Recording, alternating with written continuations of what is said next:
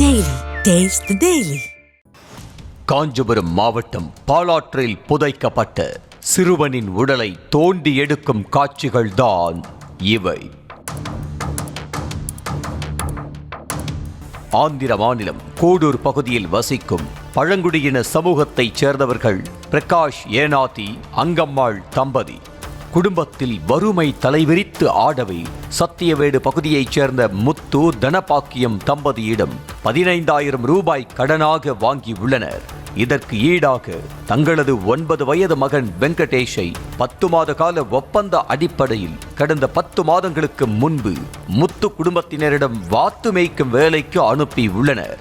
முத்து குடும்பம் திருவண்ணாமலை மாவட்டம் வெம்பாக்கம் பகுதியில் தங்கி வாத்து மேய்த்து வந்தனர். இந்த சூழலில் கடந்த 30 நாட்களுக்கு முன்பு வெங்கடேஷுக்கு திடீரென உடல்நலக்குறைவு ஏற்பட்டுள்ளது. இதையடுத்து முத்து குடும்பத்தினர் அப்பகுதியில் உள்ள தனியார் மருத்துவமனைக்கு அழைத்துச் சென்று பரிசோதனை செய்தபோது மஞ்சள் காமாலை நோயால் வெங்கடேஷ் பாதிக்கப்பட்டிருந்தது தெரிய வந்தது. இதற்கு மருத்துவமனையில் சிகிச்சை பெற்றும் சிகிச்சை பலனின்றி சிறுவன் வெங்கடேஷ் உயிரிழந்த நிலையில் அவனது பெற்றோருக்கு கூட தகவல் தெரிவிக்காத முத்து குடும்பத்தினர் அவனது உடலை காஞ்சிபுரம் பாலாற்றில் புதைத்து விட்டனர். இதை அறியாத வெங்கடேஷின் பெற்றோர் அடகு வைத்து 10 மாதங்கள் முடிவுற்றதால் மகனை பார்ப்பதற்காக வெம்பாக்கம் கிராமத்திற்கு வந்துள்ளனர்.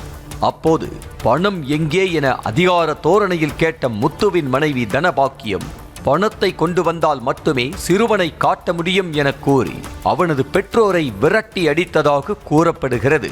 இதனால் விரக்தியுடன் திரும்பிய பிரகாஷ் ஏனாதி தம்பதி அடுத்த சில நாட்களில் பணத்தை புரட்டி கொண்டு மீண்டும் வந்துள்ளனர். ஆனால் அப்போதும் சிறுவனை காட்டாத முத்து குடும்பத்தினர் வெங்கடேஷ் குறித்த தகவலை தெரிவிக்காமல் மழுப்பலாக பதிலளித்துள்ளனர். இதனால் சந்தேகமடைந்த அவனது பெற்றோர் முத்து குடும்பத்தினர் மீது சத்தியவேடு காவல் நிலையத்தில் புகார் அளித்தனர். இதையடுத்து முத்து தனபாக்கியம் அவர்களது மகன் ராஜசேகர் ஆகியோரை பிடித்து போலீசார் விசாரணை செய்தனர். அப்போதுதான் சிறுவன் மஞ்சள் காமாலை நோயால் உடல்நலம் பாதிக்கப்பட்டு உயிரிழந்ததும் அவனது உடலை முத்து குடும்பத்தினர் பாலாற்றில் புதைத்ததும் தெரிய வந்தது.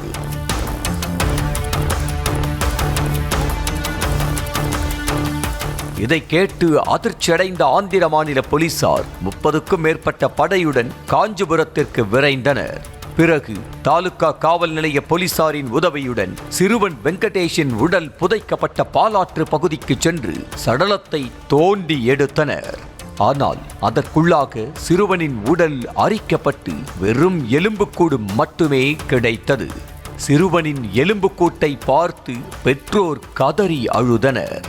பிறகு சிறுவனின் உடல் செங்கல்பட்டு அரசு மருத்துவமனையில் உடற்கூராய்வு செய்யப்பட்டு பெற்றோரிடம் ஒப்படைக்கப்பட்டது.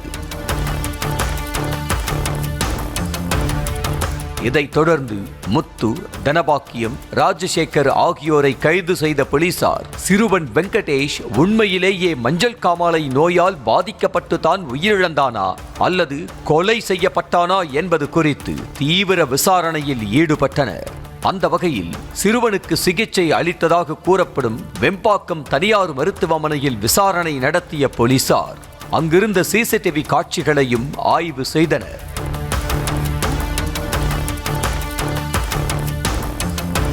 அப்போது சிறுவனை மருத்துவமனைக்கு அழைத்து வருவதும் அங்கு சிறுவன் தலை தொங்கிய நிலையில் காணப்பட்டதும் சிசிடிவி கேமராவில் பதிவாகி இருந்ததாக கூறப்படுகிறது.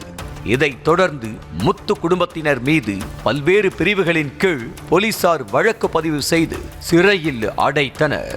அடகு வைக்கப்பட்ட சிறுவன் உயிரிழந்ததும் அவனது உடலை பெற்றோருக்கு கூட தெரிவிக்காமல் புதைத்த சம்பவமும் பரபரப்பை ஏற்படுத்தி உள்ளது. Taste the Daily.